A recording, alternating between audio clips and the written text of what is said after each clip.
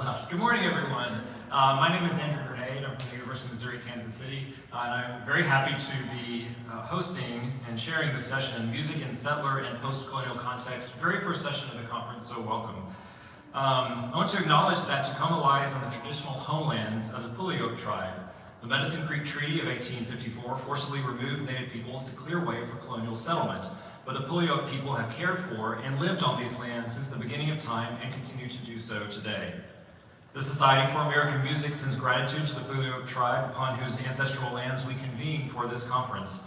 We recognize that this land acknowledgement is one small step towards true allyship, and we commit to uplifting the voices, experiences, and histories of the indigenous peoples of this land and beyond. I also want to let you know this session is being live streamed and recorded, so be aware that people asking questions may be visible during the live stream. We ask that you please refrain from videos or photos of materials presented during this session. I'll also be coming out with a microphone during the Q&A so everyone on the live stream can hear your question. Finally, I also like to remind you of SAM's Code of Ethics, which commits us to, quote, respect the diversity of opinions as expressed by its membership, and to maintain a professional level of courtesy, respect, and objectivity in all society activities. So, music has long been entangled with the complexities of colonialism, serving both as a tool of cultural imposition and a means of resistance, adaptation, and survival. Whether through the idealized reclamation of musical systems, the erasure of indigenous soundscapes from dominant historiographies, or the evolving discourse on cultural hybridity, the way we think about music in settler and post-colonial contexts reveals deeper struggles over identity, power, and historical narrative. This session explores how these tensions manifest in musicological discourse, challenging us to reconsider not just the musics themselves, but the frameworks we use to understand them. Our first speaker today is Henry Spiller, an ethnomusicologist whose research focuses on Sudanese music and dance from West Java, Indonesia, on gender and sexuality, and on exoticism in Western musics. He's a professor emeritus at the University of California, Davis. His most recent books are Archaic Instruments in Modern West Java, Bamboo Murmurs from Routledge in 2023, and a collection of essays co-edited with Anna Maria Busberger titled Missionaries, Anthropologists, and Music in the Indonesian Archipelago, UC Press 2025, which is also open access. His paper today is on Lou Harrison and traces the composer's deep involvement in Asian intonational systems as a means of restoring musical purity, only to find that his assumptions about these traditions did not align with contemporary Asian discourses. You would please welcome Professor Spiller.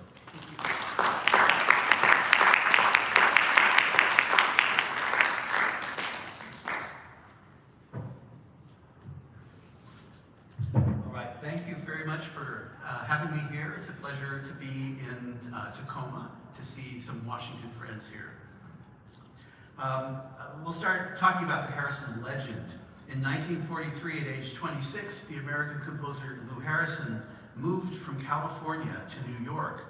He wrote to his mother that he did not like New York at all, and I can just see him saying that, but managed nevertheless to hobnob with a who's who of new music movers and shakers. He met success as a music reviewer for the New York Tribune and gained recognition for editing and conducting the premiere of Charles Ives's Third Symphony. But in 1947, the pressures of New York life culminated in a stress-induced anxiety crisis, what people at the time called a nervous breakdown, followed by a long recovery period, and then finally a relocation to semi-rural Aptos, Aptos, California. Harrison's biographers typically note a change in his compositional vocabulary after this crisis. While his youthful approach followed mainstream trends such as 12-tone serialism and dissonant counterpoint, Harrison's post-breakdown vocabulary emphasized qualities that he characterized as natural, such as diatonicism, pentatonicism, lyrical melodies, drones, and translucent textures. And I've got a couple of examples before and after. So here's the before.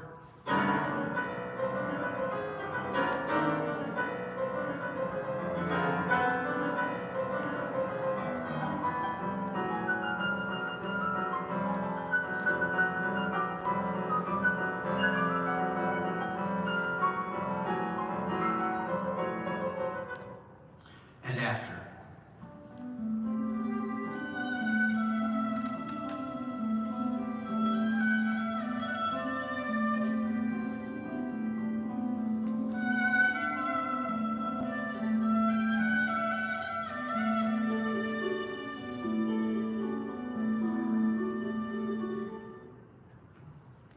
Today I consider two interrelated manifestations of Harrison's turn toward the natural in music.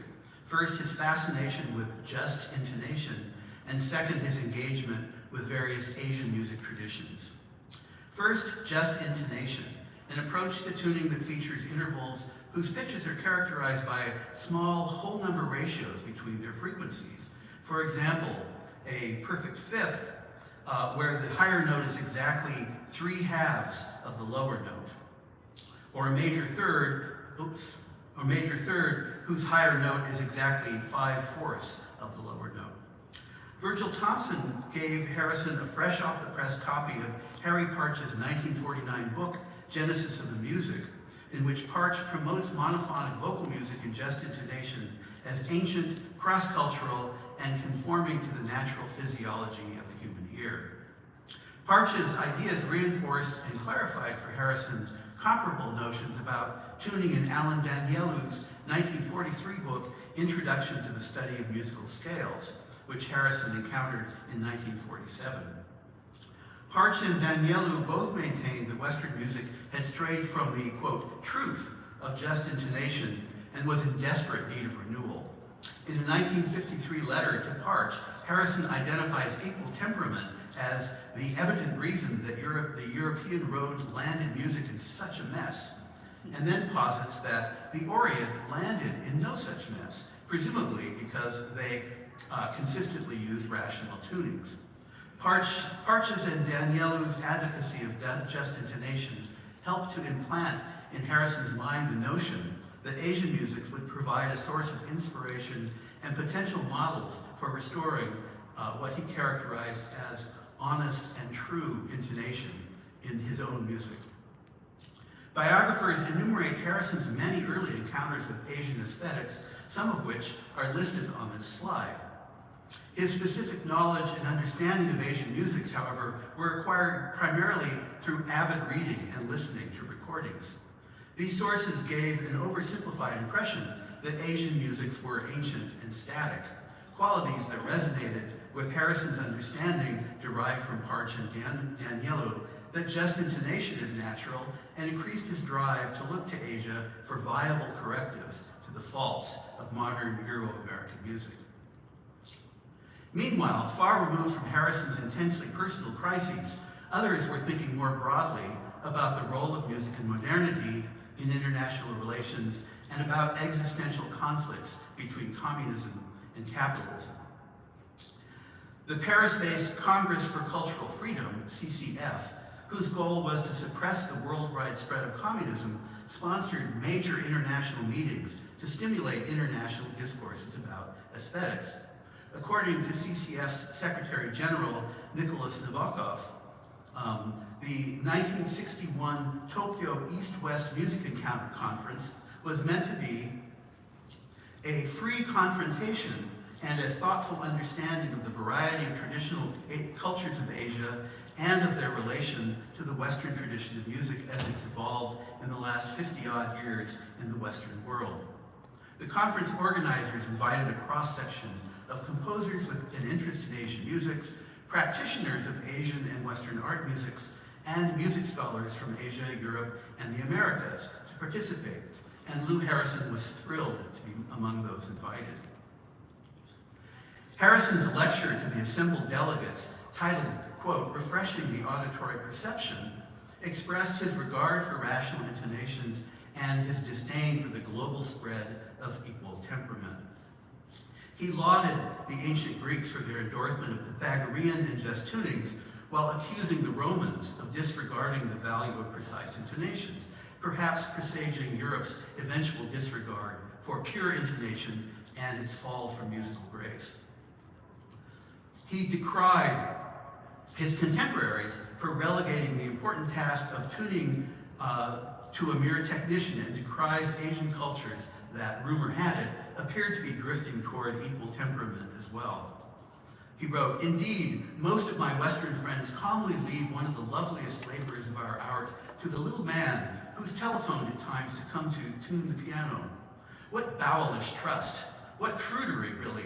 I hear that some of my colleagues from the Indian and from the Sino-Japanese musical traditions are adopting this Western custom. and I am appalled.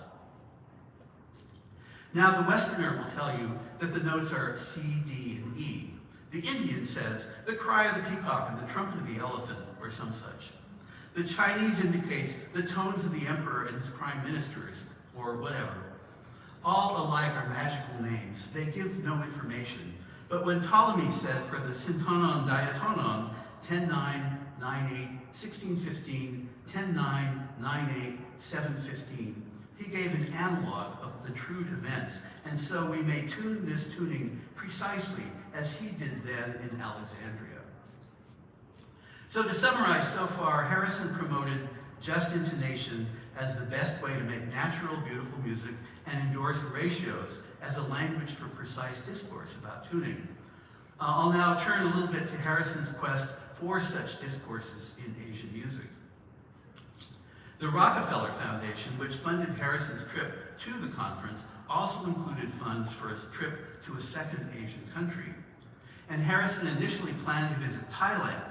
After attending the Thai Royal Ballet's performance at the conference, however, Harrison was, as his biographers Miller and Lieberman put it, quote, astonished and dismayed to find that Thai music employs a 7-tone equal division. Liu found such modes inharmonious and unappealing, they went on. In a 1997 interview, Harrison himself was more direct. It nearly drove me up the wall. But I do have that. It nearly drove me up the wall, he exclaimed. Fortuitously, Harrison met Lee Hye-koo, a Korean musicologist, at the East-West Music Encounter. Although there was no live Korean music there, Lee gave Harrison recordings of Korean court music, which Harrison absolutely loved. And on May 4th, 1961, Harrison traveled from Tokyo to Seoul. This first trip was very short, but Harrison resolved to return. He conceived a plan to collaborate with Lee on an English language history of Korean music and obtained additional funding from the Rockefeller Foundation for another trip. During 4 months in Korea, Harrison pursued a variety of projects, including research into Korean discourses of intonation.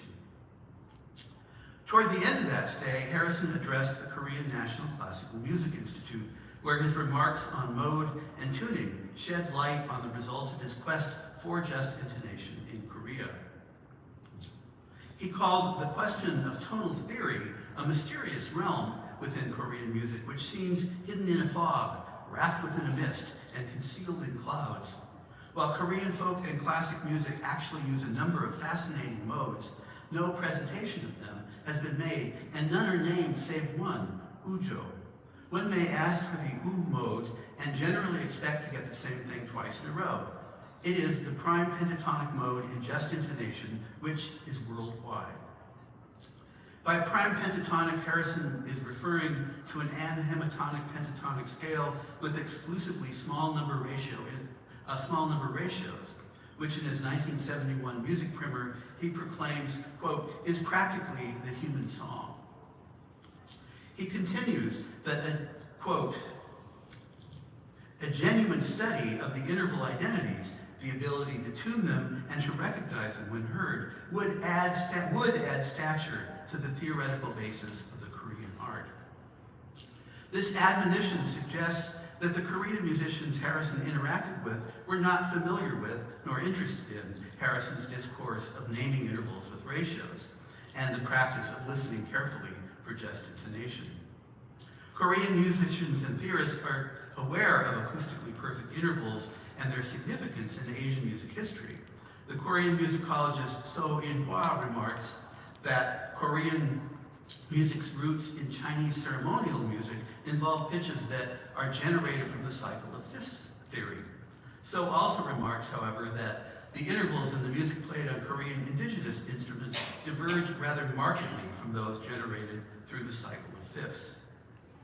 Korean musicians themselves focus their discussions about notes not on absolute pitch, but rather on nonghyun, the notion that, in the words of So, tones take on their own life and each tone possesses its own dynamics.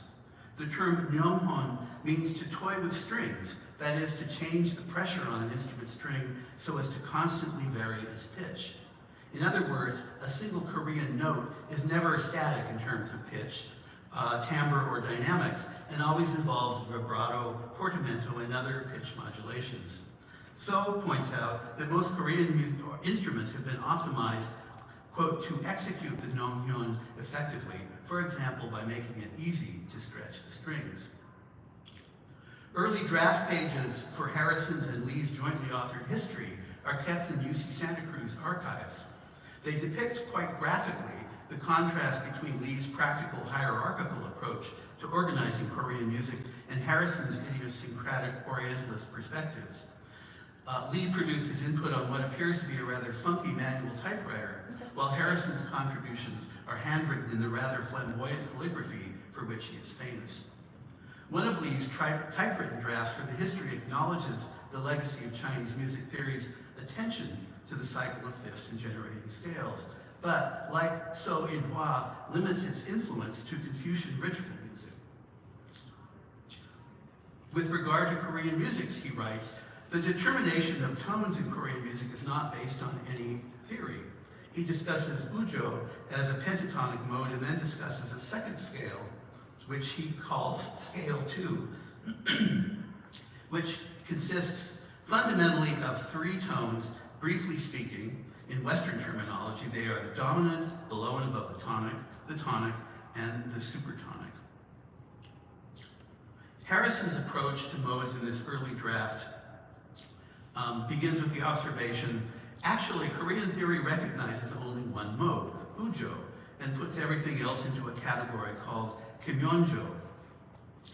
Kimyeonjo is what Lee referred to as scale 2, which Harrison described using Lee described using tonic dominant terminology, but which Harrison represents with just intervals. The word simply indicates any tone or combination of tones. The word simply indicates a firm tonal fifth, and most often with a second degree 9/8 as well. Construed in a plagal fashion, any tone or combination of tones is approved within the 2 tetrachords up to and including complete slides. Just so you know, here's my preferred way of graphing the modal structure of kimyeonjo, an essentially tritonic mode consisting of a stable centered tonic, the dominant below and above, which is always treated with a dramatic vibrato, and an indeterminate, always bending supertonic, a third tone that actually can be one of many, many different pitches. A brief excerpt of Komungo Sanjo will serve to demonstrate just how variable the pitches are in kimyeonjo, what Lee calls scale 2 and Harrison called kimyeonjo. And the Komungo is of that fretted zither there. So here's the excerpt.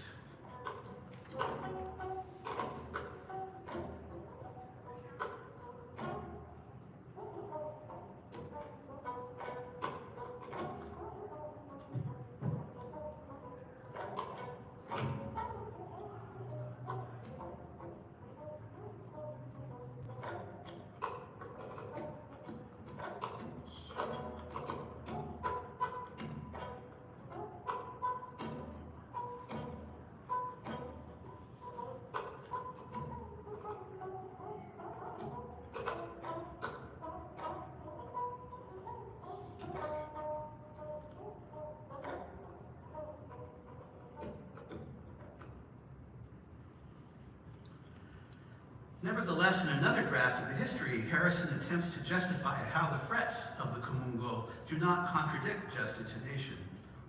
The zither's frets are tall and placed in gradually diminished spacing. Were these played at even pressure and in succession, an irrational scale would result. They are not, however, so played. Each tone is attained by sliding and stretching the string into the desired tension, which adds delicate scratches and murmurs to the basic tone, not unbeautifully.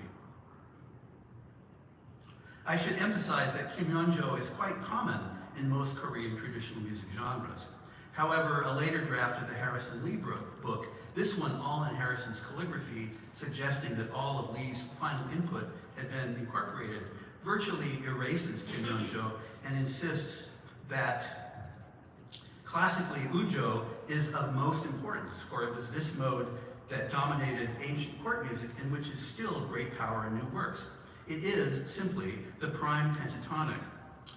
And I've added these italics. The practical musician must record that in Korea as elsewhere, it's intoned by the voice or an instruments capable of it in the common just intonation. Thus, he acknowledges that there's no theoretical pronouncement on the intonation of this pentatonic scale in Korea, but in his role as the practical musician, he insists that ujo is, quote, in the common just intonation, whether Korean musicians know it or not, and whether or not they care. And he downplays the important role of Kim Won-jo in modern Korean traditional music. So Lou Harrison's composerly quest to restore truth to his musical world, to refresh the auditory perception, led him to just intonation and to the musics of Asia. The scholarship of Alain Danielou and Harry Parch predisposed him to expect that Asian musics would provide a paradise of purely tuned intervals and a venerable musical discourse that valued the subtleties of just intonation. His face-to-face encounters with Korean musicians, however, did not corroborate these ideas. Undaunted, Harrison proceeded to continue to act as if they did, even if the Korean musicians themselves did not speak in terms of rational intervals. Harrison found them in their music anyways. Faced with the Korean emphasis on nonhyeon, inherent pitch variations that bring each note to life, but which obviates any perception of a steady pitch, and of kinonjo, a mode that emphasizes constant pitch variation, Harrison extolled the beauty of Korean approaches to melody, while doggedly asserting that they were rooted somehow in the prime pentatonic. Harrison took a similar approach in his later engagements with Javanese and Sundanese gamelan music, which are characterized by tuning systems with variable pitches and intervals, but which he nevertheless imposed his own notions of just intonation. He indubitably contributed to the promotion and discovery of musical diversity that was fostered by UNESCO, the Congress for Cultural Freedom, and other well-intentioned Western entities.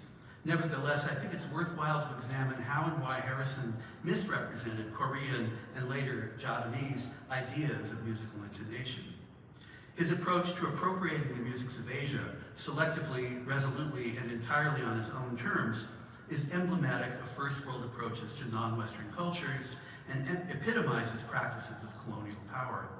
A nuanced consideration of the systemic causes and effects of such misinterpretations and misrepresentations will enhance crucial understandings of colonialism, Orientalism, and music universals. Thank you.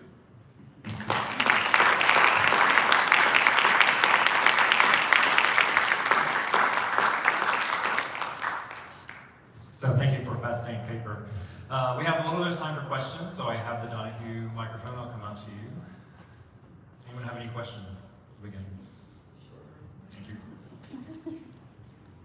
Hi, Henry. So my memories of living in the Bay Area in the 70s, hearing everybody talk about Lou Harrison like he was God's greatest gift to modern composition. So with what you've said, do you, I mean, it's a dethroning, right? But, I mean, how are people going to react to this now that you've kind of pulled back the curtain?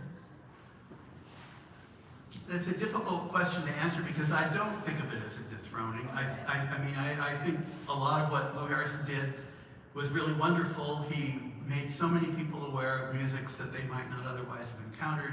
He really preached a kind of universalism that we could really use a fresh dose of in this day and age. But I think that I have run into a lot of people who sort of take his ideas about just intonation and their influence in Asian musics as being more believable than sort of other more ethnographically rooted kinds of studies. And so I think it's important to make those correctives. And the problem is, whenever you say anything like that, suddenly it's a dethroning. It's not a pushback. And so, I mean, I encountered this when I wrote about Lou's involvement with Javanese and Sundanese music as well. And a lot of people were very angry about that. But I'm still here, so I guess. And to be fair, Lou Harrison is still here in some way. I mean, he's a powerful figure for, especially on the West Coast, and especially for Asian, Orientalist kinds of collaborations like that. I hope that, there's a lot to say about that, but that's a good start, I hope. This is not meant to say we shouldn't pay attention to Lou Harrison anymore.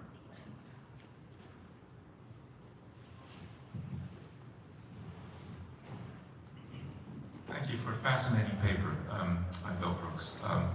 I wonder if you sense, as I do, any relationship between the conflict that Lou is trying to resolve in his mind and the age-old conflict in Western art music between the idea of melody and the idea of harmony. They don't fit together, we all know that. Yet a singer does not sing in the same intonation that the piano plays in, and our job as listeners, trained listeners, is to pretend that otherwise is the case. No, that's true. And both the figures that I associate most with this conflict are people like Lou Harrison and John Cage, people from that generation who were grounded in Western theory, no matter what they wanted to say. They were grounded in it, and then had this other exposure that precipitated a crisis. In Cage's case, explicitly a crisis in the idea of harmony, which he doesn't really deal with in theoretical terms until the 80s. But anyway, so the question I'm really asking is, did Harrison come to this position because of this deep-seated problem with Western music? That is, to what extent is the problem that arises in the so-called second period of his composition derived from the music that he tried to write in the first period of his composition? It's a complicated question, sorry. I think the gist of it is was Lou really interested in Asian music, or was he interested in redeeming Western music? And I think the answer is he was interested in redeeming Western music, or more idealistically in coming to some kind of a 1960s, 1970s cast of world music. We're all in this together, one world, etc. And I think he felt that melody was a lot easier to grab onto, and all of the biographers talk about his focus on melody in the second half. And just intonation works really well for melodic kinds of things. The melodies sound very nice that way. So I think it was he was really looking to redeem his own auditory perception, and looking wherever he could find any kind of hint that might help him do that. So I hope that sort of addresses your question, which had a lot of really useful information in it all by itself. One more question. Okay, so I'll ask it because I have so many questions. So you mentioned, Harry Partch, and when he talks about just destination, it's all China and Japan, and that's where his focus is. And here you're talking about Korea. You've already mentioned Harrison's engagement with Japanese music. Is there a sense that, do you have a sense that he did the same kind of movement no matter what culture he was kind of connecting to and borrowing from in his collection? Well, I think so. He stayed away from Thai music, right? Because he didn't like the way it was intoned. It didn't fit into this model of the prime pentatonic. He couldn't make it fit in no matter, even if he tried.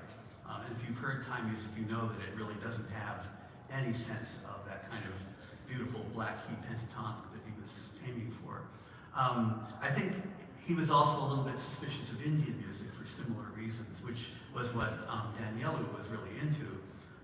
So he stayed away from Indian music for the most part.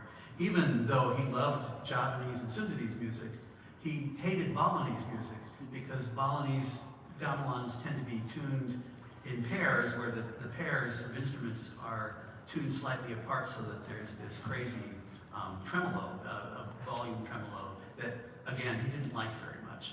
So he looked for places that seemed to support his search for this purity, and then just stayed away from places that didn't.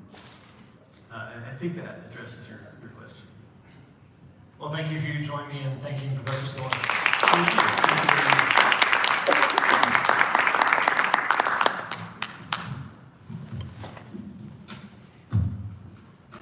And there are plenty places up front if anyone wants to get up close and personal with the presentation, people sneaking in the back. Our next presenter is Dr. ALLISON ROBBINS, an associate professor of music at the University of Central Missouri. Her current book project, Brass Bands and War Songs, A Musical History of the Plains Wars, focuses on indigenous, settler, and military music traditions in the Great Plains during the 19th century. Dr. Robbins' paper today interrogates how American music historiography continues to struggle with its own colonial legacies. You'll join me in welcoming Dr. Robbins.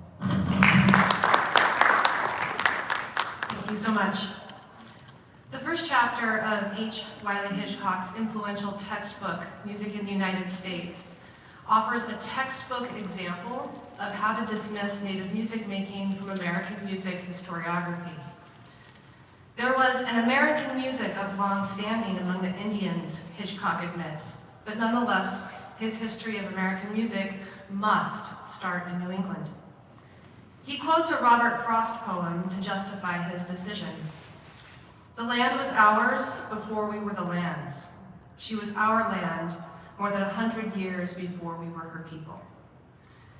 This clarion example of settler colonial thought is one of many in U.S. music historiography, and points to what Jessica Bizet-Perea identifies as the repeated erasure of Native American peoples from American music histories. Today I'm going to return to some key texts in U.S. music history to illustrate how American music studies relegates Native peoples to the sidelines. The neglect of indigenous musics is one symptom of the settler colonial ideology that has shaped American music histories. So obviously I'm not the first person to pick up on this historiographical trend. Some music scholars recognize the settler colonial frame of American music history relatively early, but they did not yet have a name for it. So the same time that Hitchcock's book was published, for example, Robert Stevenson observed that unlike histories of Latin American music, which begin by referencing the music of the Aztecs, Incas, or Mayas, quote, "All historians of music in the United States insist on beginning ethnocentrically with the white man, and more to the point, with the Pilgrims of 1620. Similarly, Irving Loewens noted in 1978 that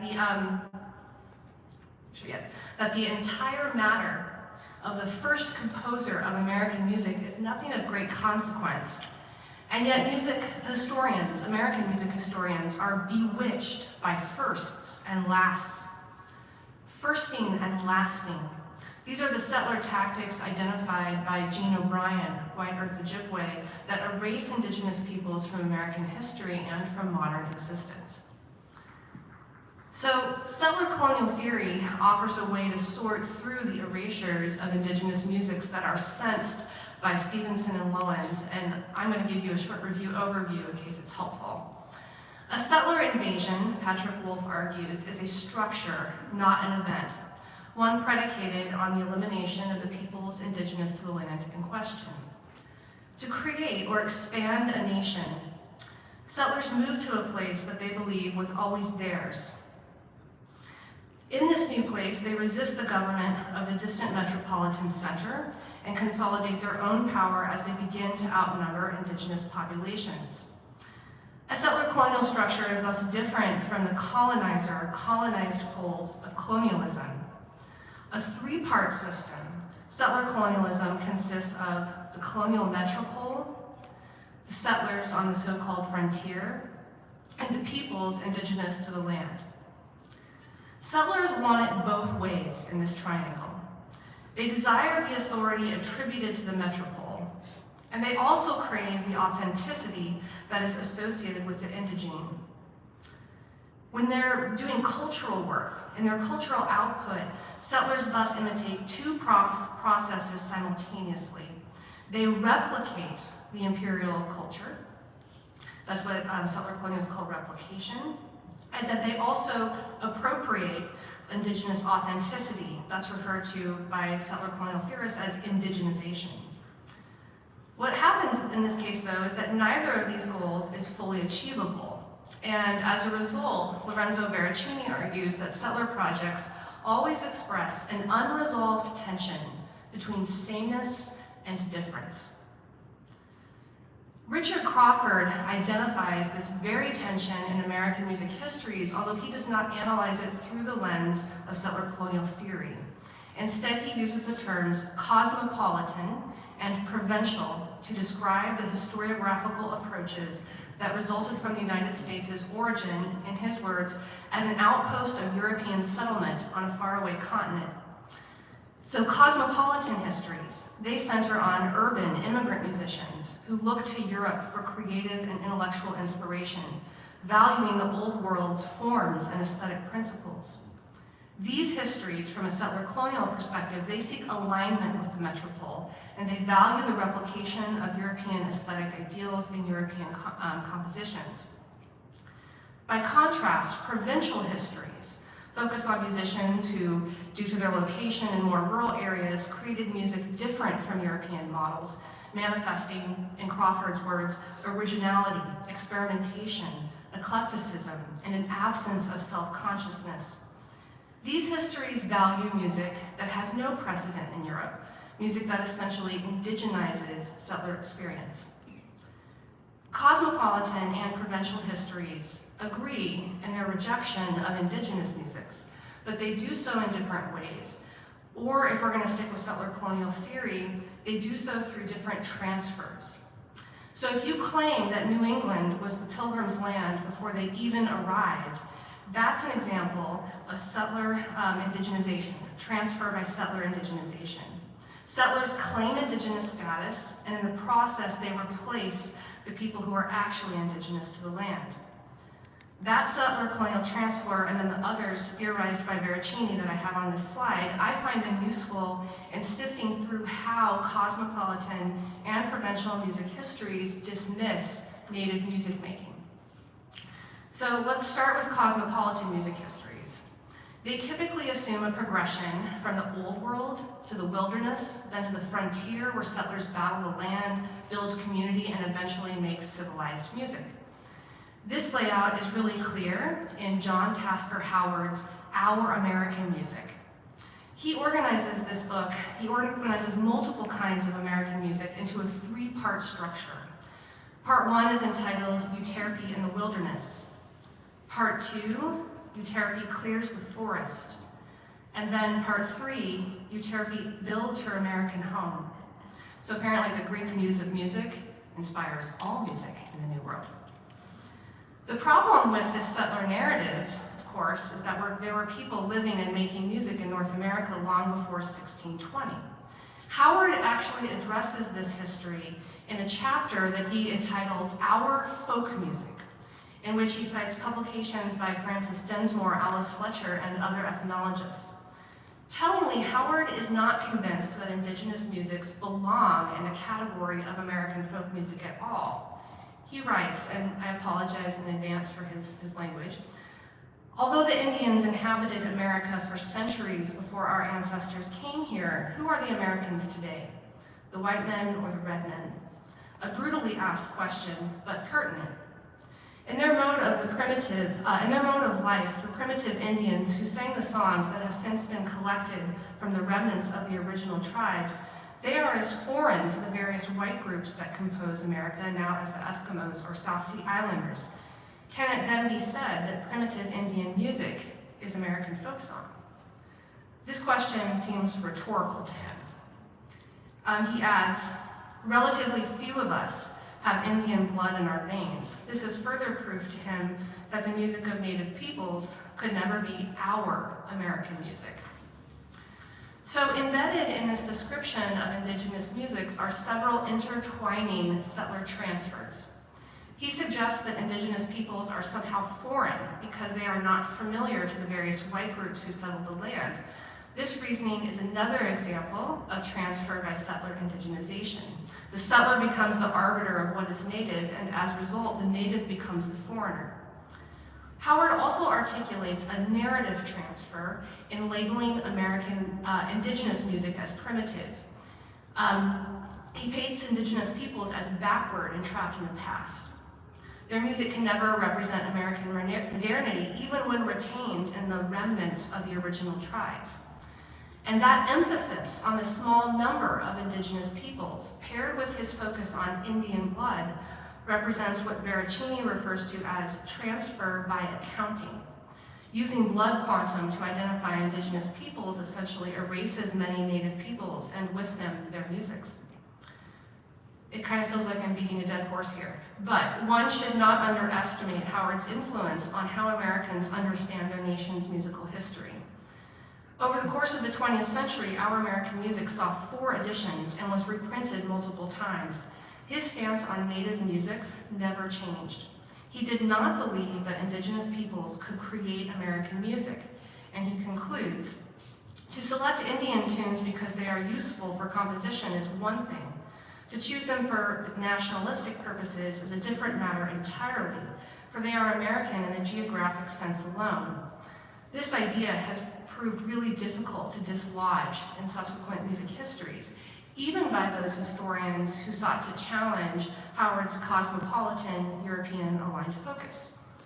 So let's take a look at a couple of those. Provincial histories. They distance themselves from the musical elitism in Our American Music, but they still struggle with the relationship between native musics and American music history. So in Music in the New World by Charles Ham, Ham begins with a chapter entitled "The Music of the Native American." His very first sentence, however, denies the idea of indigeneity. Native peoples, he writes, are no different from other people living in the United States. They too are immigrants, having first arrived on the Native American continent via a land bridge between Siberia and Alaska. And by the way, that theory is now being discredited pretty quickly. The absurdity of this claim is yet another narrative transfer, in which settlers argue that native peoples are actually settlers too. Even if we account for indigenous people being immigrants or settlers, Ham still reasons that indigenous peoples are not important to American musical history. They have not participated, he claims, in the musical mixtures of European and African music that he hears as distinctly American. Veracini refers to this settler argument as transfer by racialization. When one argues that blackness and whiteness define American culture, indigeneity is once again effaced as native peoples are forced into, or more often out of, a black-white dichotomy. Ham concludes, "Indian music has been one thing and all other musics in America has been something else. So, the music of the Native American will play almost no role in the story to follow." He then proceeds to New England Psalmody, the very same place that Hitchcock and Howard begin their histories. The challenge posed by indigenous musics to provincial histories is felt most keenly in the 3 editions of Gilbert Chase's America's Music, From the Pilgrims to the Present. Chase published his History of American Music in 1955 as a direct challenge to Howard, whose views he found limiting. In response, Chase deliberately embraced a diversity of musics in the United States and mostly eschewed an overarching chronological narrative. Yet he too begins with the Psalms of the Puritans. And like Howard, remember these are Howard's organizational scheme, Chase also has 3 sections, but he entitles them Preparation, Expansion, and Fulfillment. To me, these also suggest a narrative settlement. In the first edition of America's Music, Chase includes a chapter on Indian tribal music in the book's 3rd section, the Fulfillment section. Chase is not as dismissive as Ham in regards to native musics, but his account of native music making is still contradictory. He argues that the Indian often shows a surprising tenacity in the retention of his ancestral traditions and creates songs that are a blend of the old and the new. Such syncretization, he believes, does not necessarily cease to be Indian, since it expresses the creative personality of the Indian within the context of the new environment. And yet, Chase suggests that the tribal melodies belong largely to the past, intimately bound up as they are with traditions and folkways that in some cases have already disappeared, and that in others may soon vanish before the impact of civilization. So even Chase cannot fully rid himself of the subtler notion that Native peoples and their musics can never be modern. The temporal contradictions in Chase's account of Indigenous musics come to a head in the 1966 edition of America's Music, in which he removes the chapter on Native musics entirely. He explains in the preface with regret that adding a new chapter on the musical scene in the 1960s meant deleting another, though he wanted to cut a chapter on Edward McDowell, quote, objective judgment for that. Native American music, he writes, is marginal to the mainstream of musical history in the United States. What makes a music tradition marginal is never explained. Chase describes New Orleans as an exotic periphery, for example, but works of Louis Moreau Gottschalk still receive a chapter. Chase also covers the dissonant, difficult music of Arnold Schoenberg, who never received a wide audience in the United States, nor originated in the country. So I sense the marginality that Chase ascribes to Native music is similar to what Ham believes to be true. That because Native music has not influenced, interacted, or mixed with any other musics, it's therefore somehow marginal. So, in 1987, Chase tries another tack. So this is the third edition of America's Music. He reintroduces a chapter on Indigenous musics under a section called Toward a Composite Culture, suggesting that they can be heard as one part of a broader American tapestry. But a composite culture, in which presumably all musics in the United States are celebrated equally, essentially equates Indigenous peoples with immigrants and places them and everyone else in a nation created by the settler. Veracini refers to this logic as a multicultural transfer. In reality, the settlers' composite music culture is not always welcoming to Indigenous peoples or their music. In the chapters that precede and follow Chase's chapter on Native Americans, for example, he describes musical traditions linked to conflicts with Indigenous peoples, like all the military-inspired marches by John Philip Sousa. He includes music that perpetuated misrepresentations of Native musics, like the popular songs of Tin Pan Alley. And he includes music that appropriated indigeneity for American settler musicians, like the compositions of Edward McDowell and Arthur Farwell. Chase's history does not acknowledge that some musical traditions within a composite American culture actually suppress others.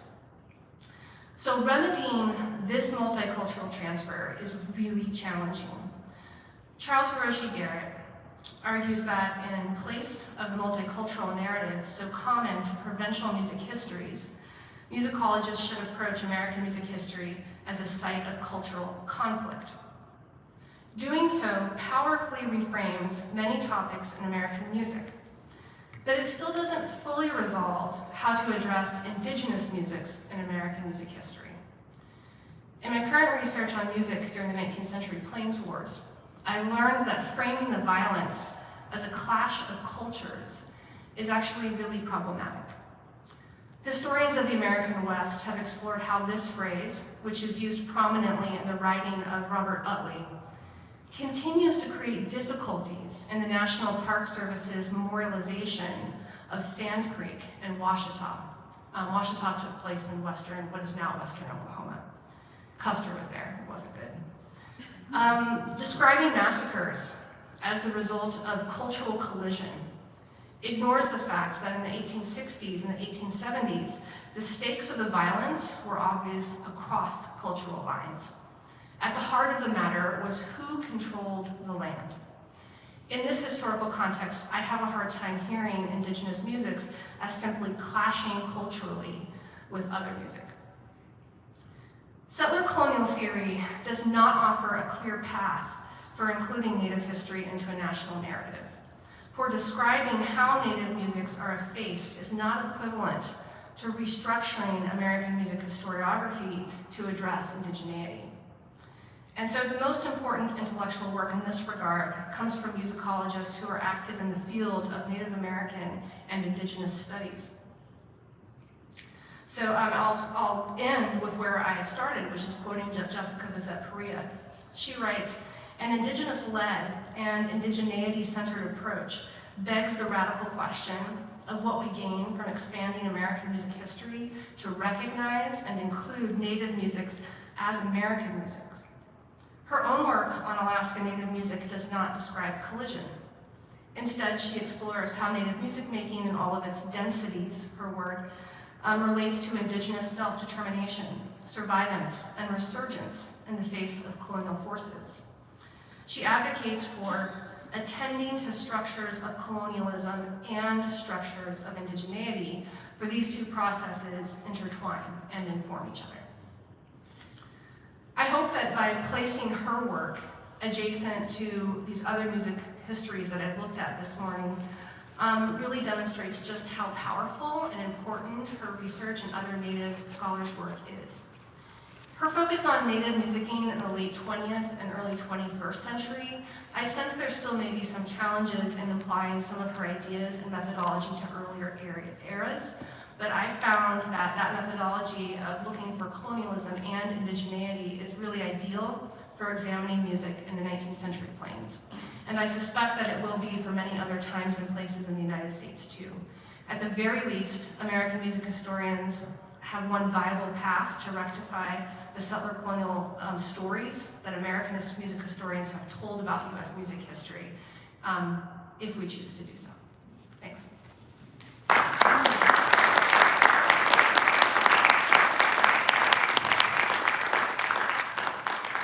Thank you. So we have time for a few questions. And as I come out, just those of you who joined us late, let you know that this is being live streamed. So this is the reason why we have the roaming microphone. So anything you say is going to be recorded and put online. So.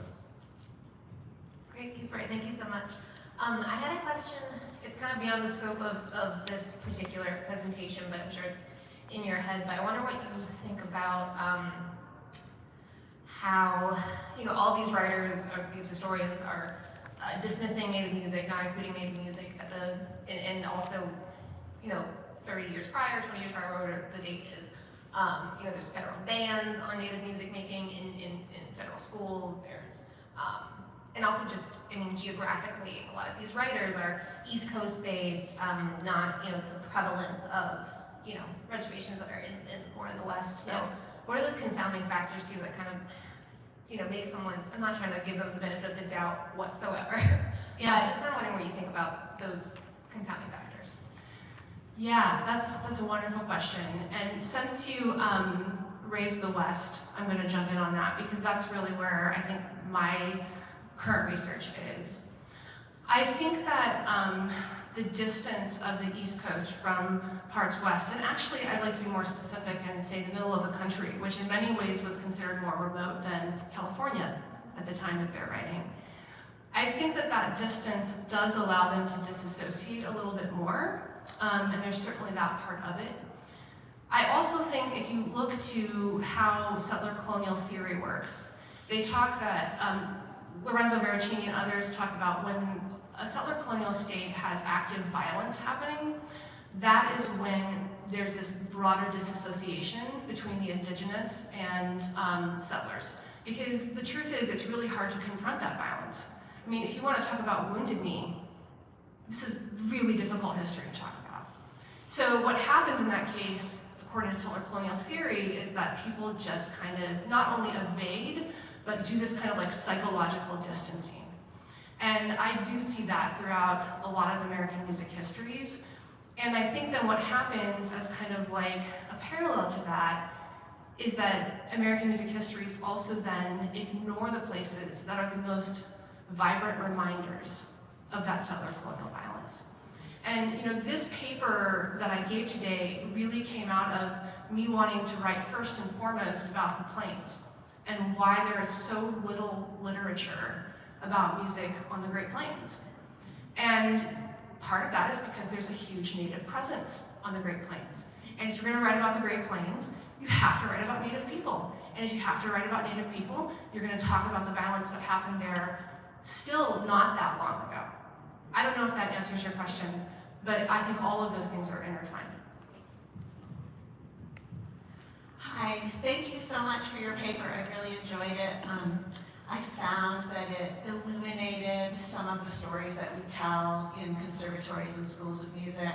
And my comment/question kind of builds on this previous question, in the sense that I think regionality is part of what I'm getting at here. So my ears perked up when I saw the Stevenson quote, because I've worked a lot on US-Mexican exchange. And Stevenson, of course, was brilliant.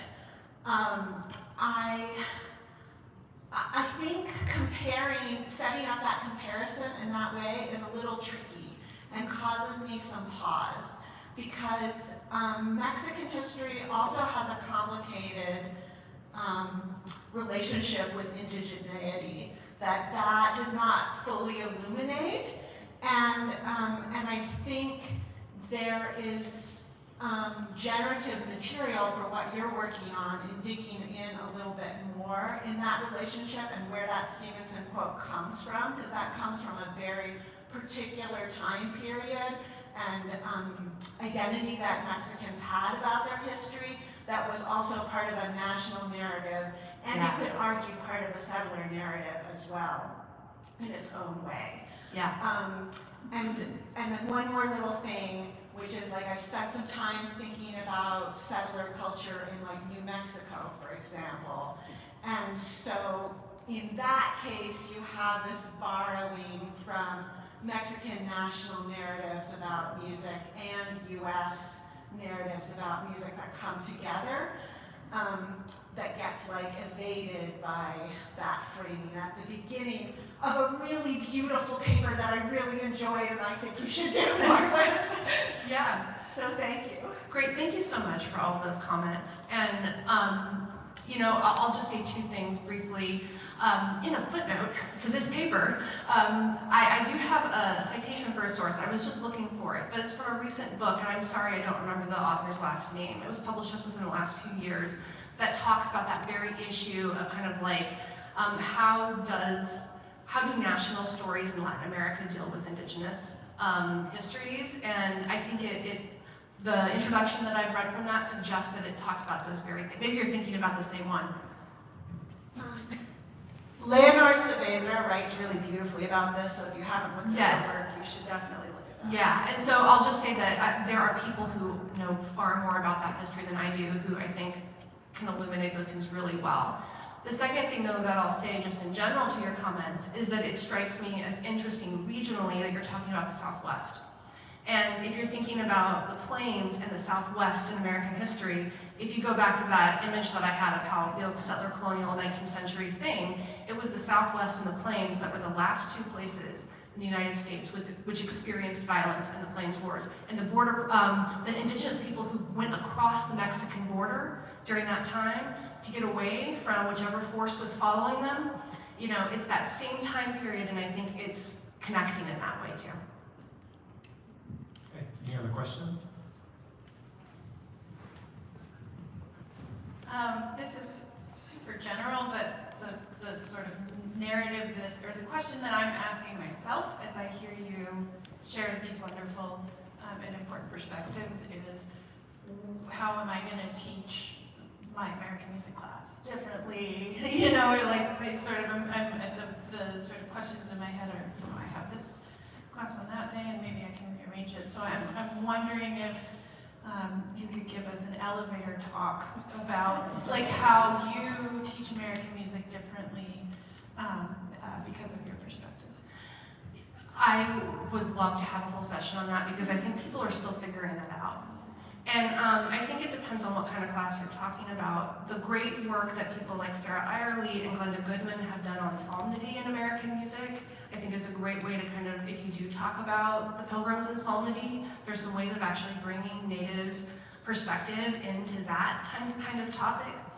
I would say for me, in terms of how I think about it, I try to really stay up to date on contemporary Native popular music, and bringing in hip-hop artists and bringing in Native musicians who are working across all different kinds of genres, because first of all, those appeal to students really quickly because they're new.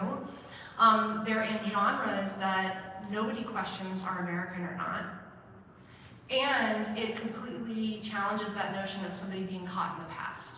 So if you have somebody like Superman, who's an Apsalaga, a hip hop artist who raps about Christianity in his full like powwow regalia, that right there is like, you know what I'm saying? So I think it's about picking examples that maybe you don't have to fit into any narrative, but just on their own challenge the kind of transfers that are happening in these histories. Okay, thank you. If you'll join me in thanking Professor Robbins.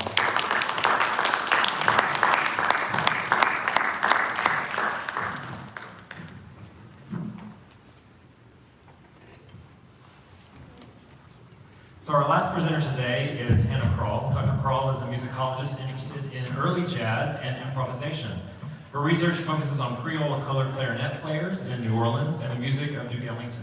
She has a BA in music from Cornell and a PhD in musicology from Duke University. And currently, she serves as full-time instructor and program coordinator in music at Shaw University, historically black college and university in Raleigh, North Carolina. There she teaches courses in music theory, black music history, and Western art music history. Her paper today complicates another key framework in post-colonial music studies, the concept of Creolization, to reveal how black musical traditions are too often discussed through an imprecise and overly simplified theoretical lens. To join me in welcoming Dr. KRALL.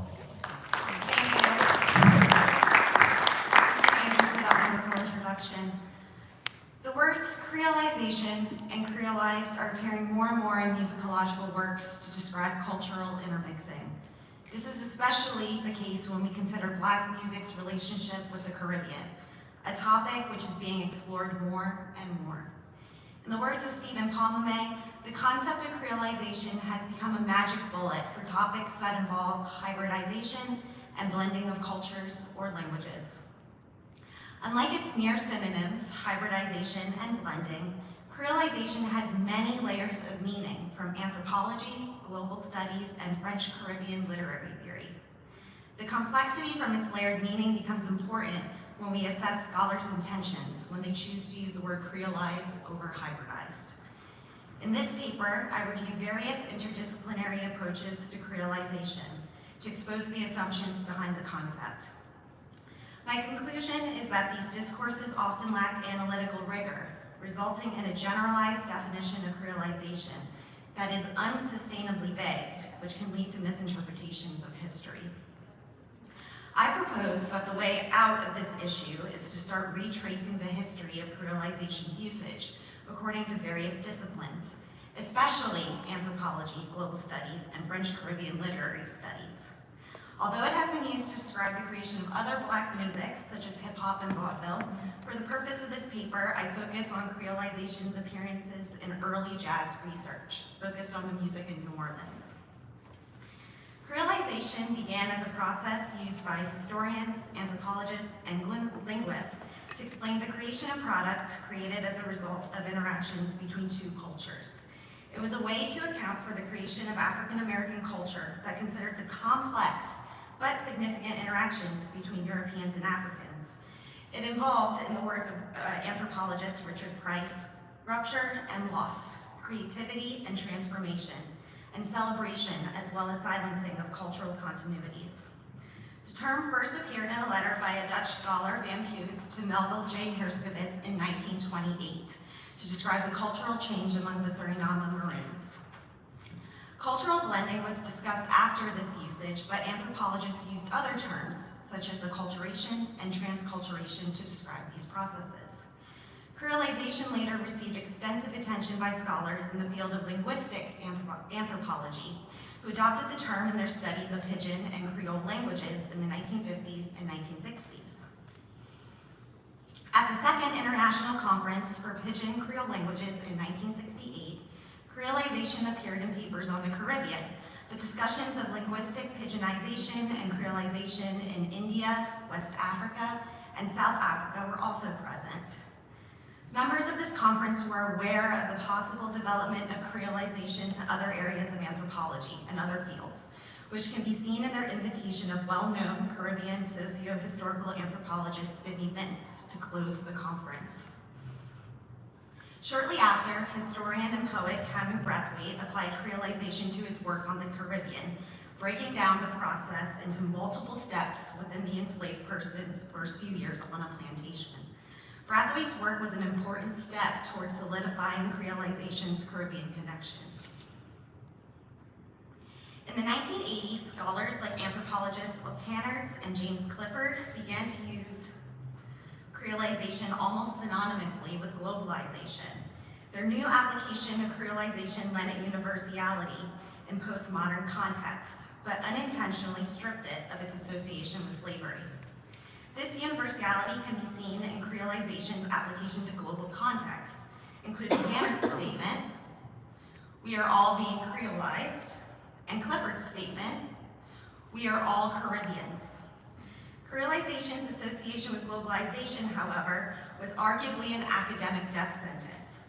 According to historian Frederick Cooper, globalization, and therefore Creolization, can be used so broadly that it embraces everything and therefore means nothing.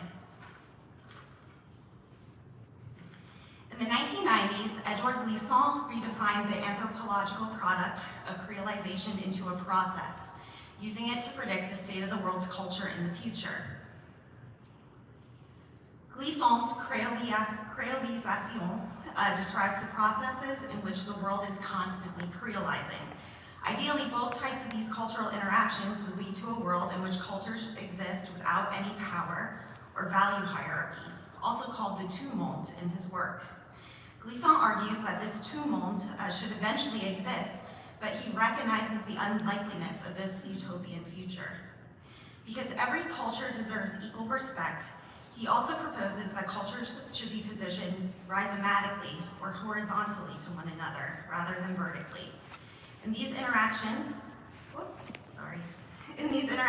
moments of Créolisation resist stasis because of their unpredictability. The Créolistes, who wrote Élogie de la Créolité, Patrick Chamoiseau, Jean Bernabé, and Raphael Confiant, helped to spread the Glissantian theories, but they had a very different vision for the Caribbean than Glissant. They advocated for Créolité, described by them as an annihilation of false universality, of monolinguism, and of purity. This meant that the Creole identity, and especially the Creole language in Saint Martinique, were rooted in the Caribbean. Glissant, however, was critical of the Creole language's ability to rise above orality. While Glissant was focused on the ways in which the Caribbean can reflect a future, the Creolistes were working through their present identity as Creoles and their complicated relationship with the French language. A scholar of Glissant, Sam Combs, argues that their literature focused on folkloristic naturalism, that at times was more nostalgic rather than forward-looking. This suggests that their Créolité was actually the opposite of Creolization.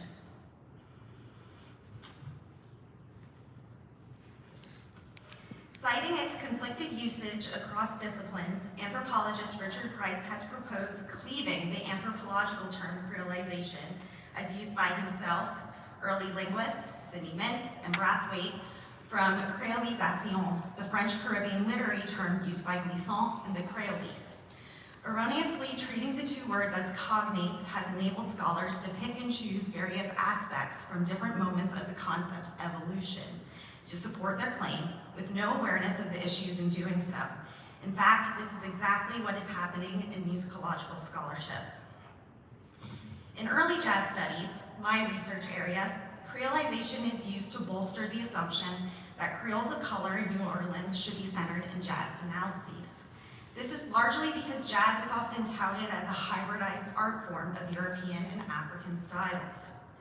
This idea is misleading because Creoles, despite the commonalities between the name of their ethnicity and the process of cultural exchange, were less interested in hybridization than in using language, religion, and music to strengthen their connections to European traditions. The word Creole has its own complex history starting in the 17th century, which I do not have the time to outline here. For the remainder of my talk, I will examine the use of Creolization and Créolisation in recent jazz scholarships by 4 scholars. This exercise illuminates the problematic effects of scholarly imprecision and evidence the need for the conceptual separation and specificity that Christ has demanded. Dennis Constant Martin misinterprets Glissant's theories of Créolisation to describe jazz's ability to evolve over time. He writes, considering jazz and other African American music as both African American and universal, that is, many times blended, is probably one of the prerequisites for freeing them from the racial imagination. And Edward Glissant's theories of creolization and relation offer an intellectual framework for thinking and working with this duality. Martin uses Glissant's theories because of jazz's spread around the world during the 20th century and its place in different contexts, or in Martin's words, from their mixed origins to their contemporary universalization. Black American musics have permanently exceeded their blackness. As revealed by Combs in 2018, however, Glissant was less concerned with universality, but rather he was concerned with totality, which is a common misinterpretation of his theories. Interactions with African American music from other cultures does not make that musical form universal. And if anything, the separation of Créolisation from the idea of globalization is what allows cultures to keep their opacities. Admittedly, Martin had the disadvantage of writing his article before Glissant's 2009 interview in the French journal Jasmin. There, he clarified his thoughts on the history of jazz. To him, jazz was a trace or a cultural inheritance rather than simply a product of Créolisation. In his words, African Americans landed naked without any instrument. It's for this reason that they had to reconstruct their identities, digging deep into the traces lying in their memories. And it's from that trace alone that they were to invent jazz.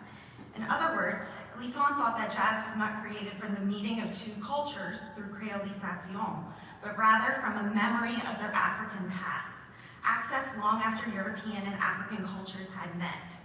This could be transplanted to our understandings of other Black musics.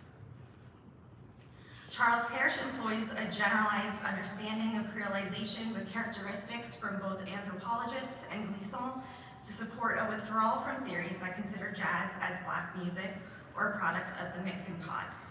Hersch quotes anthropologists Robert Barron and Anna C. Kara, who openly embrace a loose definition of Creolization. To show how the definition of Creolization is mixed in this case, I have labeled language congruent with Glissant in blue and with anthropology in red. As Robert Barron and Anna C. Kara put it, Creole forms are never static.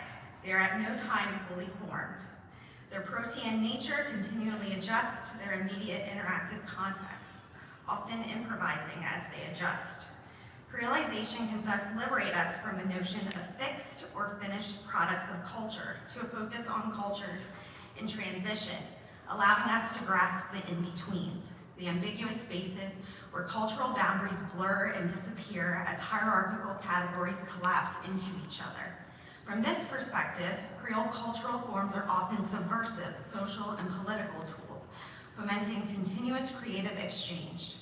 In the idea of Creolization, a multiplicity of codes, voices, styles, meanings, and identities come together, creating something new.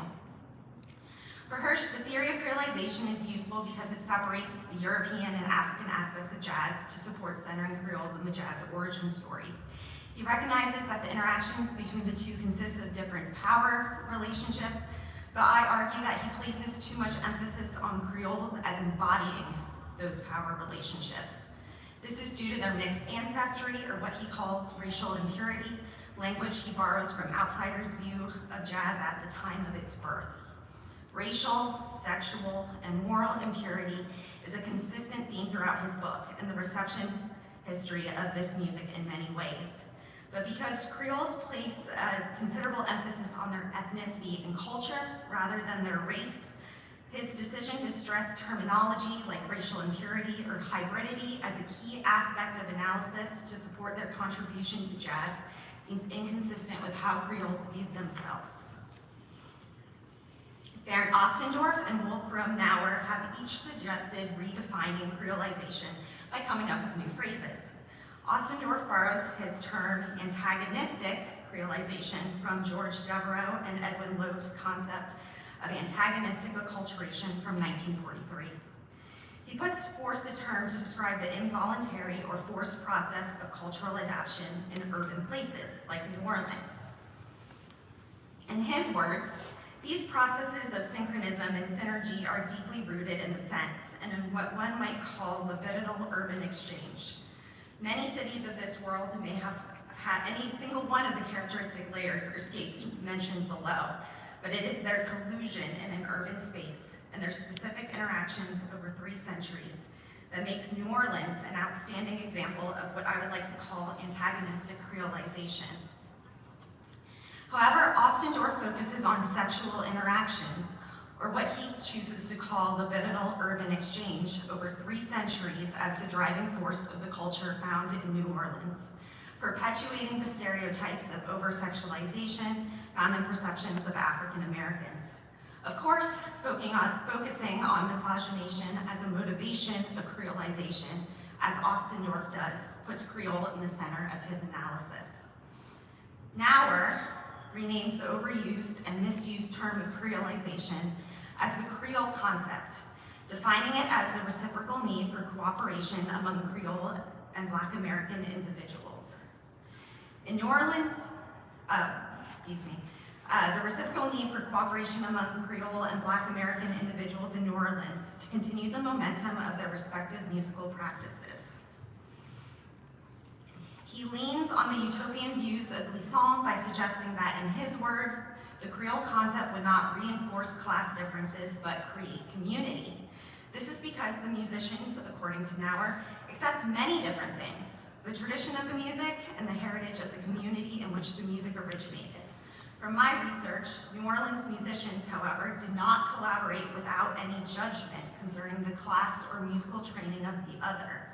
The division between the uptowners, or the Black Americans, and the downtowners, Creoles, was certainly felt, and for some, it was still an issue after even leaving New Orleans. A quote from Pops Foster summarizes this point. The downtown boys, the Creoles, thought they were better than everyone else.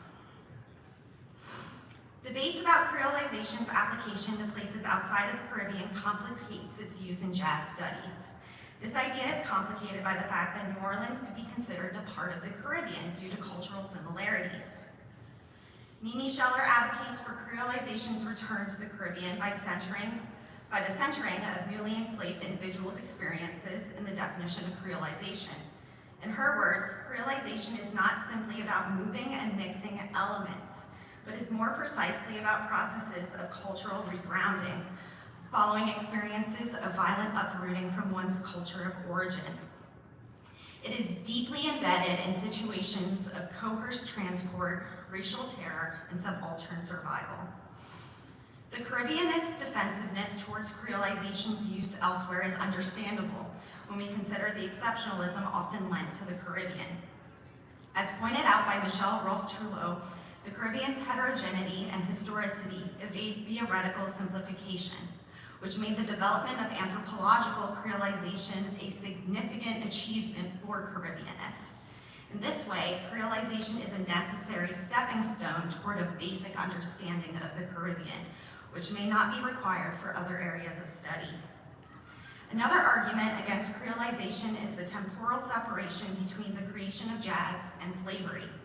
According to the original theories adopted by anthropologists, linguists, and historians, the musics created as a direct result of a forced African presence in the Americas would be considered products of Creolization. Linguists suggest dating the creation of Creole languages within the first 2 decades of the arrival of enslaved Africans to the Americas.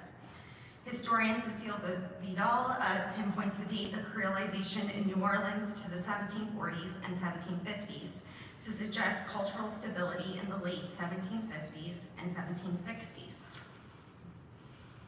Creolization's overall use to Black culture in general was in its ability to give African Americans their appropriate agency and scholarship centered around the art forms they created through concepts of borrowing and revision. Despite the interlocking African-derived and European-derived elements of jazz, and jazz's relationship to the Caribbean through Creoles in New Orleans, Creolization is not an effective metaphor to describe the creation of jazz. This may be true for other Black musics as well. It allowed analysis without the overemphasis on the European aspects of the music or a dismissal of African continuities in the music. Black music may have a place in Glisson's forward-looking tout monde, but his theories may do very little for us in understanding its creation over a century ago. Moreover, the transfer of Creolization to the process of globalization, or Glisson's Créolisation, inadvertently diminishes the frightening experience of those enslaved individuals over 2 centuries earlier who were forced to actually Creolize because of their violent uprooting. With this context in mind, I ask that we reflect on how we choose to use the word Creolization and Creolized in our analyses. It may be a buzzword that has run its course. Thank you.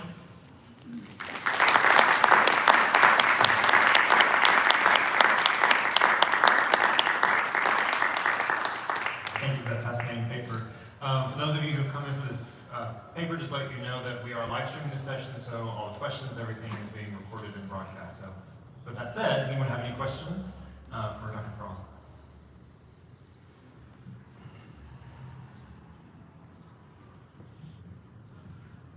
I thank you very much for this thought-provoking paper, and I'm really sorry that Chris Smith isn't here to talk about Creolization.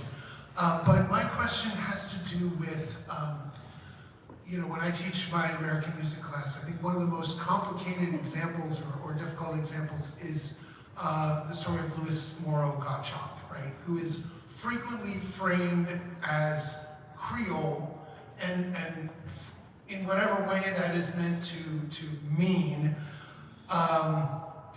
regardless of what his actual, like, sort of racial identity was at the time. Can you talk about, like, how maybe, you know, using that as an example, how this idea of Creolization in, you know, American art music in the early 19th century, what that does to our kind of understanding of the history of Creolization. Because I feel like Gottschalk is like this culprit. He's like the sort of poster boy for Creolization. And what has that done to our understanding of what that word means? Yes, thank you for your question. When I teach my African American music class, I present these 2 theories and we go through and, well, I present Creolization, acculturation, and transculturation, and then I always present the mixing pot tapestry theories, and we pick them apart. And then at the end, I ask my students, you know, stand on this side of the room if you like Creolization, acculturation, transculturation, stand on that side of the room if you're feeling the mixing pot, and all of them end up sitting in the middle. And they're like, I don't want to choose. And then, of course, the question comes up, doctor, what's the right answer? And I'm like, there isn't. You go to grad school and you come up with the right answer for me. And I think the solution to the problem is, instead of focusing on these abstract, this culture plus this culture equals this culture, or I think when we talk about Creole individuals in particular, using the Creolization concept gets confusing, because the Creole ethnicity is very different than the process of Creolization, and then it gets blended together. I think focusing on the individual and the musicians and the composer's agency is the best way of going about it. So talk about Gottschalk's experience with Creole nanny, talk about the influences he was hearing in New Orleans. When we talk about Dvorak, for example, we don't say that he's, by using African American spirituals, he's Creolizing with African American culture. I think it's just, it's so easy when we see a Creole individual to just mix Creolization on in there, and I think we just have to be aware of that tendency. Thank you so much. Yes. Hannah, thank you. That's such a necessary truth bomb that I'm just amazed with how you've laid out the problems and the complexities with using the word Creole. I want to pull out another kind of, I don't want to call it a buzzword, I want to call it an extraordinarily helpful frame that's popular right now, which is Black Sound. and Matthew Morrison's work in particular. And I love Matthew Morrison's work. It's almost exclusively on popular culture, which when you're talking about early jazz is not sort of fitting well into that category entirely. So I'm wondering if you have a perspective on how Matthew Morrison's work it interacts with both the word Creole and also the problem, the very complex, multifaceted problematics of the world. The way that we in academia, and specifically musical academia, use the word Creole. Okay, thank you. Thank you. I want to thank you for bringing my attention to that work. I honestly haven't read it, but I'm writing it down right now. No worries. I'd rather admit that I haven't read it than try to improvise an answer off of that. We've got time for maybe one more question.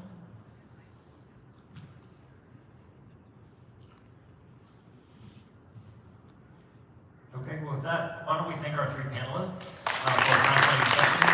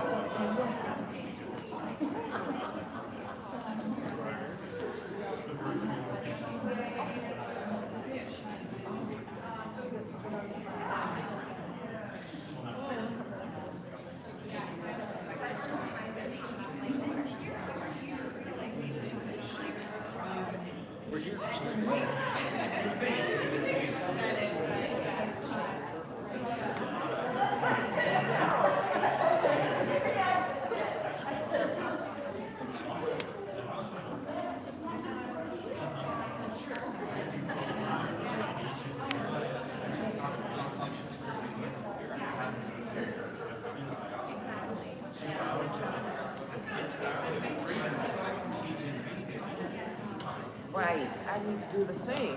Like, you know, it changes the minute.